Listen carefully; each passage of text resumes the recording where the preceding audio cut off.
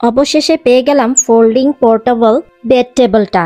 বেশ অনেকদিন ধরে লোকাল যেই শপগুলো আছে বা চাইনিজ শপগুলো আছে সেখানে খুঁজছিলাম, বিভিন্ন গ্রসারি বা সুপারমার্কেট গুলোতেও খুঁজেছিলাম, অনলাইনে টেমুতেও খুঁজেছিলাম। বেশ অনেক প্রকারের আছে টেমুতে, ঠিক কোনটা কিনবো বেশ কনফিউশনে ছিলাম।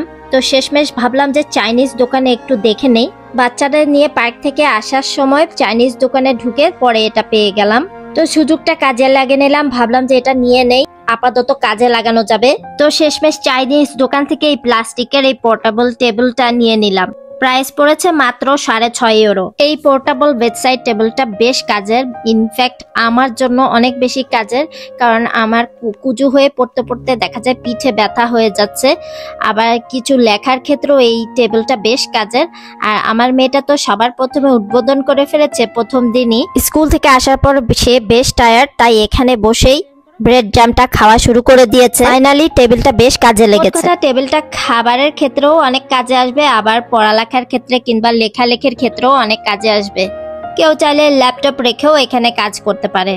পোর্টেবল টেবিলটা তো পেয়ে গেলাম, আর এখন হচ্ছে আমার কাপড় চোপড় ঘোচানোর পালা। মানে এত বছর আগের কাপড় যেগুলা ফেলে দিতেও মায়া লাগে, যেগুলো কিনা আমি যখন একবার দেশে গেছিলাম 9 বছর আগে তখন নিয়ে এসেছি, আবার কিছু কিছু আমার মা বানিয়ে পাঠিয়েছে কোনো লোকজন যখন পেত তখন। তবে এই কাপড়গুলো একদমই নতুন, কোনো পুরাতন হয়নি, কোনো দাগও নেই, আর ফেলতেও খুব মায়া লাগে।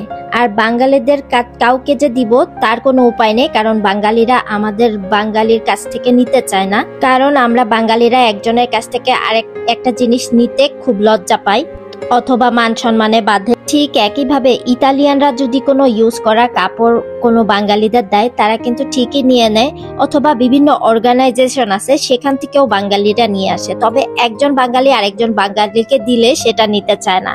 তো যাই হোক, এই যে ভিউয়ার্স দেখতে পাচ্ছেন যে এগুলো আমি শীতের জামা কাপড়গুলো উঠিয়ে রাখছি, যেগুলো প্রয়োজন আমাদের, আর যেগুলো প্রয়োজন না মানে যে কাপড়গুলা লাগে না সেগুলা রেখে দিয়েছি, যে আমি সামনে কোনো অর্গানাইজেশনে গেলে সেখানে দিয়ে আসবো। আর এখানে যে দেখতে পাচ্ছেন আমার যে জামা কাপড়গুলা বাইরের বা বাসার, এগুলো আমি সবই গুছিয়ে রেখেছি। তবে মনে হচ্ছে যে এখানে গোছানো না কাপড়গুলা, কিন্তু এখানে কিন্তু সবই কাপড়গুলো আমি ভাঁজ করে রেখেছি। এর আগেও বেশ পুরানো কাপড় যেগুলো ছিল সেগুলো আমি নন্নারোমা যে অর্গানাইজেশনটা আছে, আমার যে স্কুলটা যেখানে ছিল সেখানে আমি দিয়ে আসি। আপনারাও চাইলে যার যার পুরানো কাপড় আছে বা রিইউজ করা যেতে পারে এই টাইপের কাপড়গুলা চাইলে যে কোনো অর্গানাইজেশন গুলো আছে, যেমন নন্নারোমা, আরো কিছু অর্গানাইজেশন আছে যেমন কারিতাস, এই টাইপের অর্গানাইজেশন গুলা যেখানে আছে সেখানে চাইলে আপনারা কাপড়গুলা দিয়ে আসতে পারেন, অ্যাটলিস্ট অন্য লোকজন যেন এটা রিইউজ করতে পারে। আর জায়গায় জায়গায় যে বক্স গুলো আছে সেখানে দিয়ে বা রেখে আসলে দেখা যায় যে ঝিঙ্গারি যারা আছে তারা এগুলা নিয়ে বিক্রি করে দেয়। তো ভিউয়ার্স এখন দেখতে পাচ্ছেন যে আমি সেলাই করতে বসে গেছি।